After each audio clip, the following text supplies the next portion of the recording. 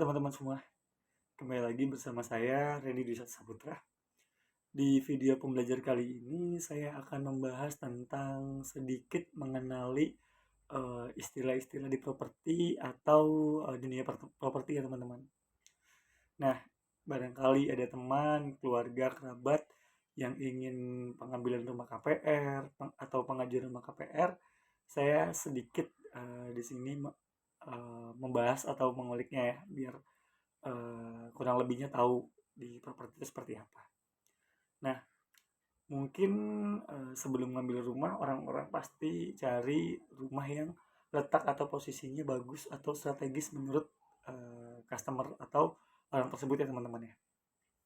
Nah, sebelum kita memilih blok atau sebelum kita menentukan lokasi yang kita tuju, nah kita biasanya ditunjukkan atau dikasih lihat oleh marketing yang dinamakan atau yang namanya site plan ya teman-teman. Nah site plan itu dana lokasi, peta lokasi atau posisi di mana nih rumah yang pengen kita ambil atau blok-blok yang kosong ya teman-teman. Nah dalam pengambilan rumah KPR atau pengajuan rumah ada juga lokasi yang strategis ya teman-teman. Itu namanya hook ya. Nah hook itu ada dua, ada yang namanya hook mati, ada yang namanya hook hidup. Hook juga, hook mati sama hook hidup itu juga salah satu posisi atau lokasi yang bisa dibilang baik atau strategis ya teman-teman. Contohnya misalnya hook hidup. Hook hidup itu biasanya ada di perempatan, pertigaan, bahkan sampingnya fasilitas umum atau fasilitas sosial ya teman-teman. Apa sih kelebihan hook? Nah, kelebihan hook itu yang pertama, dia tidak diapit dua rumah ya teman-teman. Nah, jadi keunggulannya dia juga bisa buka pintu samping nantinya. Gitu, karena tidak diapit dua rumah. Kalau rumah yang tidak ada hooknya, itu kanan kiri rumah atau diapit dua rumah. Nah, begitu juga biasanya dekat jalan atau juga dekat fasilitas umum teman-teman. Tergantung posisi hooknya, hook hidup itu ada di mana. Nah, kalau hook mati, apa sih hook mati bedanya atau sedikit bedanya itu apa? Untuk hook mati sendiri, dia juga sama lokasinya strategis. Nah, hook mati sendiri itu biasanya tepatnya atau lokasinya ada di ujung jalan teman-teman.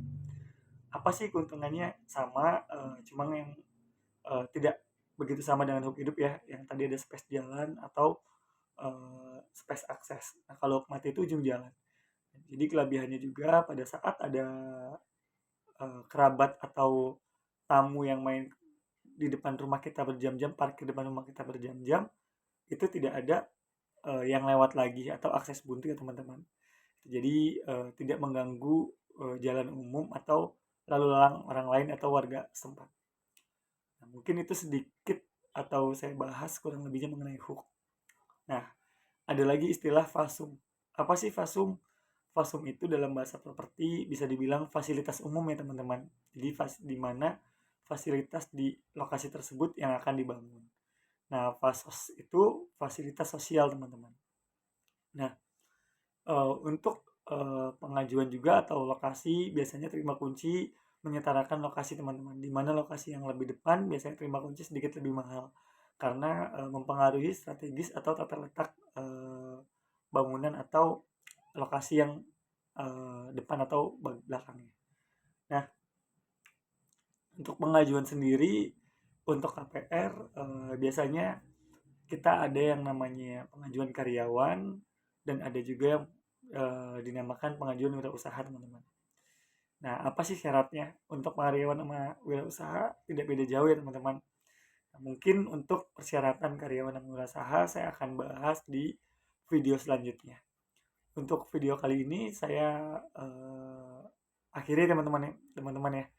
Mungkin next videonya saya akan membahas sedikit atau lebih banyak lagi mengenai istilah-istilah properti. Nah, kurang lebihnya itu aja di video pembelajaran kali ini. Mohon maaf apabila salah kata. Assalamualaikum warahmatullahi wabarakatuh.